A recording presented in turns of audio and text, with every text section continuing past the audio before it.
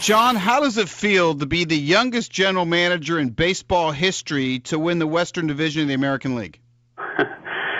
Feels pretty good, Jim. I mean, regardless of anything about me personally, it's as you know, it's unbelievable organizational accomplishment. So many people have to perform well in their roles, and obviously, first and foremost, Wash and his staff and the players, tremendous work to this point.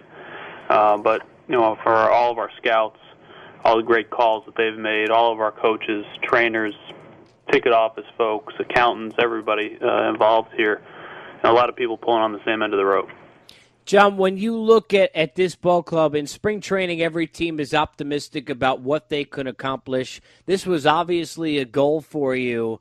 Did you envision it going the way that it planned? I mean, what was maybe the biggest surprise in all of this? Even if point B, you winning division, was what you had envisioned, what's been the biggest pleasant surprise for you this year?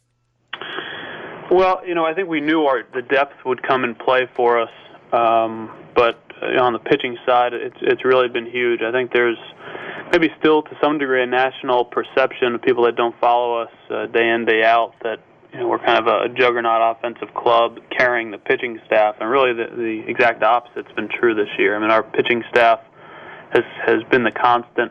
Obviously, some great offensive years, Josh Hamilton, Vlad Guerrero, and a bunch of others, but the bullpen from day one has been very, very good. C.J. Wilson and Colby Lewis have been in the rotation start to finish and have really solidified us. And then, Tommy Hunter joined us, I think in May after an injury, and obviously picking up Cliff Lee. Those two guys have given us those four, pretty consistently, time in, time out, and given us quality starts. But I think for people that don't follow us regularly, that's the thing that maybe people don't fully understands. Our pitching staff's been real solid all year. John, when the ball was hit to Nelson Cruz, when it was just about to hit his glove, tell me the emotions that you went through, and then explain to me how you celebrated. Were you in the clubhouse? Did you get sprayed with champagne, beer? Kind of talk about what that night was for you.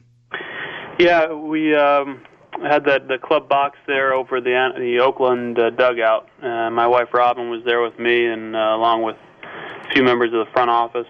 Chuck Greenberg was there, and Ray Davis, one of the partners in the new ownership group, and we all kind of high fives and hugs around. And, quick moment there with my wife, kind of reflecting when we first moved down here into a little apartment in Arlington, and then really just kind of stood there and with the rest of our fans.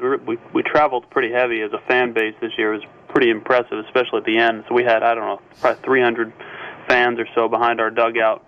And everyone just kind of stood and applauded the team as they, celebrated on the field, and then, gave them a little bit of time to do their thing, and then we made our way down, and we half participated in the champagne celebration, half just kind of stood on the side and watched as those guys enjoyed it.